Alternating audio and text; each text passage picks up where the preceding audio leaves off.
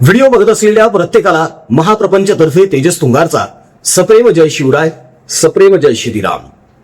मित्रांनो, सध्या महाराष्ट्राच्या राजकारणामध्ये एक खूप चर्चा सुरू आहे, जोरदार चर्चा सुरू आहे की ऑपरेशन टायगर अजून संपलेलं नाही, ऑपरेशन टायगर अजूनही चालू आहे आणि कोणत्याही क्षणी या ऑपरेशन टायगरचा जोरदार फटका उबाठाला बसू शकतो. खरं तर उबाठाचे अनेक आमदार हे महायुतीमध्ये सामील होण्यासाठी उत्सुक आहेत, आसुसलेले आहेत, अशी ही मध्यंतरी चर्चा रंगली.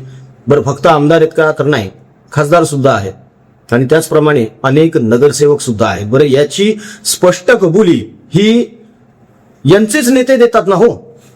अंबादास दानवे बोललेच होते ना, ज्यांना आता परत एकदा विधान परिषदेवर उबाठानं संधी दिलेली आहे. सुषमा अंधारेंना नाराज केलंय, अनेक जणांना नाराज केलेला आहे आणि दानवेंना पुढे गेले. बिनविरोध ते जातील यात काही शंकाच नाही आता, कारण गणितं फिरलेली आहेत सगळी. एक्स्ट्राचा कोणीही उमेदवार दिलेला नाहीये, त्यामुळे जेवढे हे सगळे उभे राहणार सगळेच्या सगळे बिनविरोध जाणार आहेत. राज्यसभेप्रमाणेच ही विधान परिषद निवडणूक होणार आहे, यातील मात्र शंका नाहीये. पण हेच ते अंबादास दानवे बोलले होते की उबाठा गटातील काही नेते, काही आमदार असे आहेत ज्यांना सत्तेसोबत जायचं आहे. म्हणजे तेच अजितदादा पवार जे म्हणायचे की सत्तेशिवाय लोकांची कामं करता येत नाहीत. मात्र उबाठाच्या बाबतीमध्ये एक प्रश्न असा पडतो की यांना खरंच लोकांची कामं करायची आहेत म्हणून यांना सत्तेत जायचं आहे की मलिदा खायचा आहे म्हणून सत्तेत जायचं आहे? त्याचं कारण असं आहे की जेव्हा बाळासाहेब ठाकरे होते तेव्हा 20% राजकारण, 80% समाजकारण अशी ती संघटना चालायची, असा तो पक्ष चालायचा. मात्र उबाठाने जेव्हा या पक्षाची, शिवसेनेची सगळी सूत्र हाती घेतली, तिथून सगळी गणितच बदलत गेली मित्रांनो. आणि समाजसेवा किंवा समाजकारण, लोकांची कामं ही बाजूलाच राहिली आणि फक्त अर्थकारण चालू झालं. पोत्या पोत्यानं, पेट्या पेट्यानं पैसे पोहोचायला लागले. हे इतरांना मिंदे, गद्दार, खोके, बोके असं म्हणत असतात. मात्र राजसाहेब ठाकरे यांनी सुद्धा सांगितलं होतं की मातोश्रीच्या तळघरामध्ये कंटेनर भरू भरू कसे पैसे आलेले आहेत. हे जर जाहीर करायला सुरुवात केली तर पळता होई थोडी होईल. मात्र आता दोघेही बंधू एकत्र आलेले आहेत. कदाचित तेच तळघरातले जे कंटेनर आहेत त्यात वाटेकरी होता येईल का असा विचार करूनही कदाचित ही युती झाली असावी दोघा बंधूंची, की आपण दोघे भाऊ भाऊ चला मुंबई लुटून खाऊ वगैरे असू शकतं. त्याचं कारण असं आहे की राज ठाकरे यांच्यावर सुद्धा अनेकदा असाच आरोप होतो की ते आंदोलन तर सुरू करतात मात्र ऐनवेळी घुमजाव करून टाकतात. अनेक जण आरोप करतात की राजसाहेब सेटलमेंट वगैरे करतात. आता खरं काय खोटं काय हे तर राजसाहेबांनाच माहिती बाबा, पण आरोप मात्र यांच्यावर होतातच. आणि उबाठाबद्दल तर सगळ्यांनाच माहिती आहे की हा जो गट आहे, ही जी टोळी आहे उबाठा नावाची, ही टक्केवारीवरच चालते. म्हणजे कुठल्याही कामामध्ये यांना कमिशन लागतं. याचं मूर्तिमंत उदाहरण म्हणजे कोविड काळामध्ये मृतांसाठीच्या ज्या बॉडी बॅग होत्या त्यामध्ये सुद्धा यांनी कमिशन खाल्लेलं आहे मित्रांनो. म्हणजे मेलेल्याच्या टाळूवरचं लोणी खाण्याचा हा प्रकार आहे. आणि हे नावं कोणाला ठेवतात? एकनाथ भाई शिंदे यांना, जे शिंदे इतरांना मदत करायला कधीच मागं पुढं बघत नाहीत. मग ती ईर्षांवाळीची घटना असो का सुमंत रुईकर सारखा एखादा सामान्य कार्यकर्ता ज्याचे प्राण गेले होते उद्धव ठाकरेंच्या प्रार्थनेमुळे, म्हणजे त्यांच्यासाठी प्रार्थना करायला ही चालले होते आणि ते गेले, तेव्हा सांत्वनाचे 2 शब्द सुद्धा ठाकरे परिवाराकडून रुईकरांना बोलण्यात आलेले नव्हते. मात्र एकनाथ भाईंनी स्वतःच्या खिशातून 2 मजली घर बांधून दिलं रुईकर परिवाराला. शेवटी सत्कर्म केलं ना, चांगलं काम केलं ना की त्याचं फळ निश्चितच चांगलंच मिळतंच आहे. तुम्ही विचार करा ना, एकनाथ शिंदे यांच्यावर असं यांच्याबद्दल असं बोललं जायचं की एकनाथ शिंदे हे फक्त ठाण्यापुरते मर्यादित आहेत. पण आज ते ठाण्यापुरते मर्यादित आहेत का? नाही, ते आता महाराष्ट्राचे नेते झालेले आहेत. होय, झालेले आहेत. तुम्ही बघा, महानगरपालिकांमध्ये सुद्धा घवघवीत यश आहे, विधानसभेला सुद्धा घवघवीत यश आहे. उलट शिंदेंनी उबाठला तोंडावर आपटवलंय विधानसभेमध्ये सुद्धा आणि महानगरपालिकेमध्ये सुद्धा. तरी सुद्धा यांना असं वाटतं की आम्हीच किंग आहोत अजूनही आणि हे मिंदेच आहेत. मात्र खरे मिंदे कोण आहेत हे सगळ्या जगाला माहिती आहे मित्रांनो. शिंदेच्या हातून जे चांगले कामं होत आहेत ना ते ह्यांना बघवत नाहीयेत. जळफळाट होतोय. होऊ द्या, हरकत नाही. मित्रांनो, तुम्हाला एक महत्वाची गोष्ट सांगायची होती. आत्ताच मी जे बोललो की चांगली कामं जर केली तर त्याचं फळही चांगलंच मिळतं. मित्रांनो, आपलाही परिवार दिवसेंदिवस वाढत चाललेला आहे आणि अनेक जण सहकार्य करण्यासाठी पुढे येत आहेत. आपल्या परिवारातर्फे आपण जे सत्कर्म करत आहोत त्यासाठी मुंबईवरून जसमित संदीप जोशी यांनी सहकार्य केलेलं आहे. सुमती मोहन वावरे पुणे यांनी देखील मोलाचं योगदान दिलंय. मयूर शाह पुणे यांनी देखील मोलाचं सहकार्य केलेलं आहे. ममता राणे यांनी देखील महत्वाचं सहकार्य केलंय. अनेक जणांनी आपल्या चॅनलची मेंबरशिप सुद्धा घेतलेली आहे. त्याच्या सुद्धा आपण रिसिप्ट त्यांना पोहोचल्या केल्या आहेत. संतोष पुंडलिक शेतकर हे पण मुंबईचे आहेत. यांनी देखील मोलाचं योगदान केलंय. मित्रांनो, या सगळ्यांच्या रिसिप्ट आपण बनवलेल्या आहेत, त्यांच्यापर्यंत पोहोचले आहेत. मित्रांनो, कर्करोगग्रस्त रुग्ण जे आहेत त्यांचे औषध उपचार, त्यांचे हालाकीच्या परिस्थितीत जे नातेवाईक आहेत ना, ज्यांच्याकडे 10 रुपये पण खायला नाही आहेत, त्यांच्यासाठी आपण अन्नदान करतो. जगाला पिकवून खाऊ घालणारा आपला शेतकरी राजा जो आहे, दुष्काळामुळे त्याच्यावर उपासमारीची वेळ येणं दुर्दैव आहे आपल्यासाठी. तेव्हा त्याच्या अडचणी सोडवणं सुद्धा आपलं कर्तव्य आहे. मित्रांनो, त्याच्या पाठीशी उभं राहणं गरजेचं आहे. हे जे सगळे अडले नडलेले आपले हिंदू माता बंधू भगिनी आहेत ना, यांना सहानुभूतीची गरज नाहीये, यांना आधाराची गरज आहे, पाठिंब्याची गरज आहे.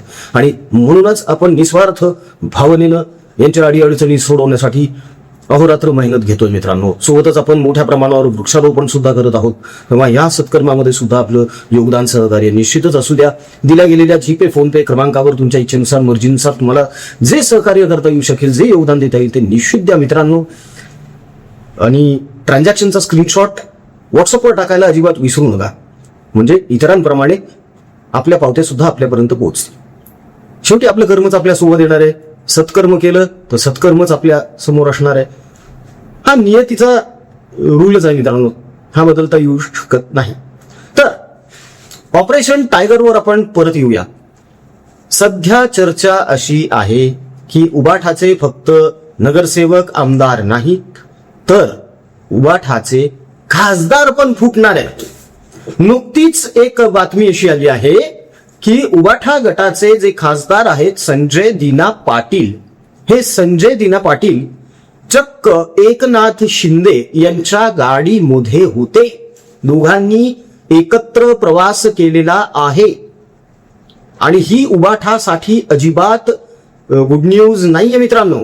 उबाठासाठी हा खरं तर धक्का पण म्हणता येणार नाही, कारण उबाठाने स्वतःच आधीला धक्का पुरुष म्हणून घेतलेले आहे की आता मला अजिबात कुठल्याच गोष्टीचा धक्का बसत नाही, कारण मी इतके धक्के पचवलेले आहेत की आता मला त्याचा काही फरकच पडत नाही.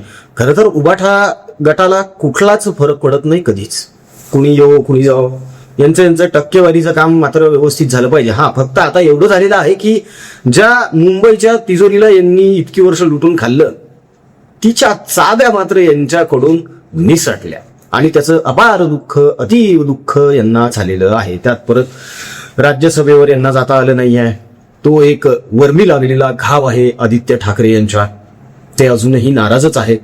या नाराजीतून त्यांनी स्पष्टच सांगितलं की भोंगा परत राज्यसभेवर जाणार नाही 2028ला. आणि खरंच जर असं झालं ना तर मग 2028 पासून भोंग्याची 7.5 चालू होणार आहे मित्रांनो. खरं तर भोंग्याला सुद्धा एकनाथ शिंदे यांच्यासोबत जायचं होतं बरं का, मागे बंड झालं तेव्हाच. मात्र भोंगा गेला नाही. भोंगा गेला नाही असं अनेकांना वाटतं, मात्र तसं नाहीये. भोंग्यालाच यांनी हेतुपुरस्सरपणे लांब ठेवलेलं आहे आणि हाच तो भोंग्याचा जळफळाट आहे. म्हणून भोंगा दिवस रात्र बरळत असतो आणि महायुतीतल्या नेत्यांना शिव्या घालत असतो. कुठलाही मुद्दा असला तरी तोंड खुपसायचंच, ही त्या भोंग्याची घाणेरडी सवय आहे आणि ती अजिबात जाणार नाही. आता काय घडणार आहे की उबाठाचे अनेक नगरसेवक फुटून महानगरपालिकेत जिथे जिथे महायुतीची सत्ता आहे तिथे तिथे हे जाणार, अशी एक चर्चा आहे. अर्धे अधिक खासदार परत इकडे येणार आहेत. आमदार सुद्धा इकडे यायच्या बेतात आहेत. आता गंमत बघा, ऑपरेशन टायगरचा परिणाम आहे हा की विधान परिषदेवर अंबादास दानवेंना पाठवणे. कारण कुणकुण लागलेली होती की अंबादास दानवे सुद्धा एकनाथ शिंदेसोबत जातात की काय. खरं तर सुरुवात कुठून झाली या सगळ्या गोष्टीची? तर उबाठाला विधान परिषदेवर जायचं. ठीक आहे, म्हणजे उद्धवरावांना विधान परिषदेवर बिनविरोध निवडून जायचं होतं. पण त्यांनी काय विचार केलाय?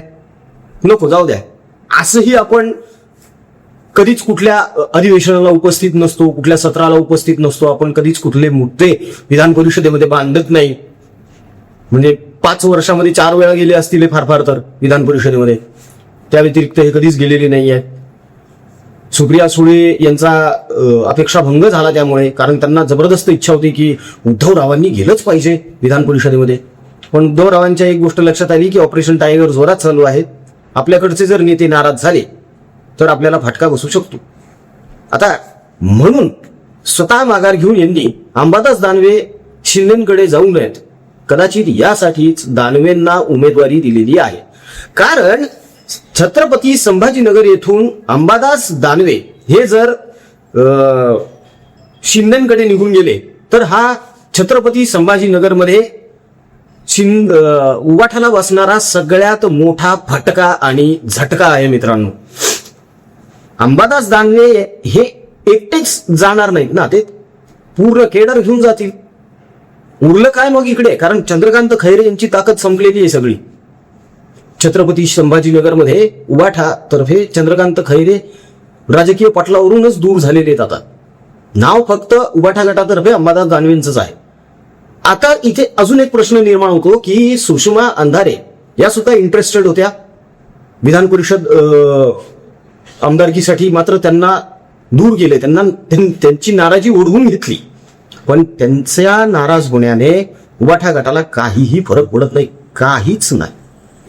म्हणजे त्यांचं असणं काय नसणं काय, उलट असल्यानं जास्त तोटा आहे. कारण लोकांच्या मनामध्ये अंधारेंबद्दल जो राग आहे ना, तो अजूनही पूर्णपणे गेलेला नाहीये मित्रांनो. त्यामुळे कदाचित उबाठा गटाला हा मेसेज द्यायचा असेल की थांबा रे, गटामध्ये थांबा, आपली टोळी कमी कमी होत चाललेली आहे, जरा थांबा आपल्याकडे, मी देतो, सगळ्यांना संधी देतो म्हणून असं करत त्यांनी दानवेंना पुढे केलं असावं. मात्र ज्याप्रमाणे संजय दिना पाटील शिंदेसोबत प्रवास करायला लागलेले आहेत, अनेक नेते खासगीमध्ये महायुतीच्या नेत्यांना फोन करायला लागलेले आहेत, त्यात परत अंबादास दानवे सारख्यांनी जे सुतोवाच केलंय की सत्तेसोबत जाण्यासाठी अनेक जण इच्छुक आहेत, या सगळ्या धर्तीवर सध्या तरी असंच चित्र आहे की पत्त्यांच्या बंगल्याप्रमाणे हा उबाठा गट पुन्हा एकदा कोसळू शकतो आणि पुन्हा एकदा गुवाहाटी होऊ शकते. ही शक्यता नाकारता येत नाही. अनेक जण आता असंही म्हणतील की नाही असं अजिबात होणार नाही, असं पण एकदा झालेलं आहेच ना. दुसऱ्या वेळी तर अजितदादा पवारांसोबत हे घडलेलं आहे, आता तिसऱ्यांदा व्हायला कितीकसा असा वेळ लागू शकतो? अजिबातच नाही. मात्र सध्याच गणित जर बघितलं ना, तर शिंदेंना या दोघांची अजिबातच गरज नाहीये. हे शिंदेसाठी लायबिलिटी बनतील नंतर. कारण ऑलरेडी शिंदे सेना मजबूत ठेवलेली आहे, त्यांच्याकडे नेत्यांची अजिबातच कमी नाही आहे. आणि भाजपला तर गरजच नाहीये या लोकांची अजिबातच. हे लोढणं कशामुळे गळ्यात बांधून घ्यायचं? म्हणून अनेक जणांना अजून लोंबकळत ठेवण्यात आलेलं आहे. इच्छुकांची यादी वाढत जरी असली तरी हे अजून लोंबकळतच आहे. कारण शिंदेकडून किंवा भाजपकडून ठामपणे कोणताही नेता असं काहीही बोलत नाहीये की परत एकदा गुवाहाटी प्रकरण होऊ शकतं. मात्र ऑपरेशन टायगर संपलेलं नाहीये हे संजय दिना पाटील आणि एकनाथ शिंदे यांच्या भेटीनंतर स्पष्टपणे कळून चुकलेलं आहे. हे अगदी बारीक काम चालू आहे बघा. कदाचित ही 2029ची तयारी देखील असू शकते. कारण 2029ला महाराष्ट्राच्या राजकारणाची गणितं काय असणार आहेत हे आत्ता अजिबातच ठरवता येऊ शकत नाही. त्याचं कारण असं आहे की अमित शहा हे गेल्या वेळी बोलून गेलेले आहेत की 2029ला ज्या विधानसभा होणार आहेत तिथे भारतीय जनता पक्ष हा स्वतंत्र एकटा लढू शकतो. मग अशात एकनाथ शिंदे, अजितदादा पवार गट आणि भाजप यांची जर ही युती तुटली तर मग मात्र शिंदेंना मोठ्या प्रमाणावर ऑपरेशन टायगर करावं लागणार आहे आणि कदाचित त्याचीच ही पेरणी सुरू असावी असा एक अंदाज आपण बांधू शकतो मित्रांनो. बाकी उद्धव ठाकरे यांच्याबद्दल तर काय बोलावं. टायटल आणि थंबनेल तर तुम्ही बघितलेच आहे की उबाठाचा खासदार शिंदेंच्या गाडीत आणि फेसबुक लाईव्ह येणारे तिन्ही त्रैलोक्याचे माजी बेस्ट सीएम मातोश्रीच्या वरच्या माडीत. कारण ही घराबाहेर पडतच नाही. पक्ष फुटत आलेला आहे, पक्ष संपायला आलेला आहे, तरी सुद्धा यांना काहीही देणं घेणं नाहीये. असो, हरकत नाही. आता ही यांची स्ट्रॅटेजी आहे. कारण असंही आता पळापळ करून आणि धावपळ करून हाती काहीच लागणार नाहीये याची यांना कल्पना आलेली असावी. तेव्हा मित्रांनो, यांना यांचे प्रयत्न करू द्या. खरं तर हे प्रयत्न अजिबातच करत नाहीयेत. मात्र 2029ला जर परत एकदा बंड झालं तर ते मात्र यंदा न झेपणार असणार आहे. मित्रांनो, या बाबतीमध्ये आपलं काय मत आहे कमेंटमध्ये आम्हाला निश्चित कळावा. आमचा कमेंट बॉक्स तुमच्या मतांचा नेहमीच आदर करत आलेला आहे. तेव्हा जास्तीत जास्त प्रमाणामध्ये कमेंट्स करा. जाता जाता परत एकदा छोटीशी विनंती आहे मित्रांनो, ज्या प्रमाणे आपण सुरुवातीला आभार व्यक्त केले आपल्याला, आपल्या परिवाराला सहकार्य करणाऱ्यांचे, योगदान देणाऱ्यांचे, त्याचप्रमाणे कळकळीचं आवाहनही आहे की कॅन्सरग्रस्त रुग्णांचे औषधोपचार. त्याचं कारण असं आहे की गोरगरीब येतो, कुठून कुठून खेड्यापाड्यावरून आलेले आहेत आपले सिंधू माता बंधू भगिनी आहेत बिचारे. त्यांचे जे नातेवाईक आहेत ना, अनवाणी फिरतात एवढ्या रणरण त्या उन्हामध्ये, चपला पण नाहीत त्यांच्याकडे घालण्यासाठी. काही काही क्षण तर असे आहेत ना ज्यांच्याकडे 10 रुपये पण नाहीये चहा पिण्यासाठी आणि जेवणासाठी. काय करावं या लोकांनी. तेव्हा यांच्यासाठी आपण अन्नदान सुद्धा करतो. जो शेतकरी जगाला पिकवून खाऊ घालतो, दुष्काळामुळे त्याच्यावर उपासमारीची वेळ यावी हे खूप मोठं दुर्दैव आहे. तेव्हा आपण त्यांच्या कुटुंबांना देखील सहाय्य करत असतो. मित्रांनो, या सगळ्यांना सहानुभूतीची नाही, आधाराची, पाठिंब्याची गरज आहे. तेव्हा सामाजिक जाणीव मनामध्ये ठेवून, जबाबदारी घेऊन, थोडीशी माणुसकीचं दर्शन घडवत आपणही या सत्कर्मामध्ये सहभागी व्हावं, योगदान द्यावं, ही कळकळीची विनंती आहे मित्रांनो. दिल्या गेलेल्या जीपे फोनपे क्रमांकावर आपल्या इच्छेनुसार, मर्जीनुसार आपल्याला जे योगदान देता येऊ शकतं ते निश्चित द्या. ट्रान्झॅक्शनचा स्क्रीनशॉट व्हॉट्सअपवर नक्की ठेवा, म्हणजे इतरांप्रमाणेच त्याची पावती तुमच्यापर्यंत पोहोचती करता येईल. मित्रांनो, शेवटी आपलं सत्कर्मच आपल्या सोबत येणार आहे, बाकी काहीही नाही. तेव्हा मन मोठं करून प्रभू श्रीरामाचं नाव घेऊन या सत्कर्मामध्ये नक्की योगदान द्या. व्हिडिओ आवडला असेल तर व्हिडिओला लाईक करा, कमेंट्स करा, व्हिडिओला शेअर सुद्धा करा. महाप्रपंच या युट्यूब चॅनलला सबस्क्राईब सुद्धा करा. जय हिंद, जय महाराष्ट्र, वंदे मातरम, जय शिवराय, जय शंभूराजे, जय भवानी, जय जगदंब, भारत माता की जय, जय श्रीराम.